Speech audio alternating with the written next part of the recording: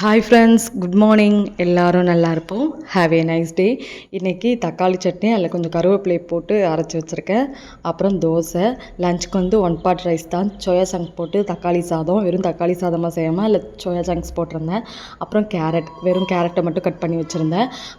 ஸ்நாக்ஸ்க்கு வந்து ட்ரை ஃப்ரூட்ஸும் சிப்ஸும் வச்சுருந்தேன். ஏன்னா சுண்டல், ஃப்ரூட்ஸ் அதை மாதிரி எடுத்துகிட்டு போகிறதுனால ஒரு நாள் மட்டும் இதை மாதிரி கொடுப்பேன், அவங்களுக்கு பிடிச்ச மாதிரி.